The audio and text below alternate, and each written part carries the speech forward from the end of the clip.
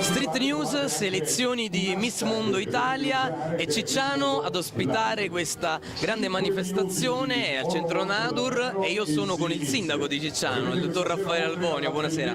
Sì, grazie mille a tutti voi, siamo noi a ringraziare tutta l'organizzazione per questa manifestazione che porta comunque gente a Cicciano e soprattutto in una location come questa che è il centro Nadur. A noi fa molto piacere ospitare una manifestazione del genere all'insegna della bellezza e della spettacolarità. Quindi grazie a voi. Eh sì, quindi stasera poi la vedremo anche in veste di giurato, giusto? Sì, almeno per una sera saremo noi a giudicare gli altri, siamo sempre tutti i giorni ad essere giudicati. Sotto pressione. Sotto pressione, stasera saremo noi a giudicare, con molto piacere. Va bene, caro sindaco, ringraziamo e sperando poi di ospitare ancora altre manifestazioni come questa. Sicuramente, in bocca al lupo a tutte le partecipanti. Grazie. Grazie, Street News.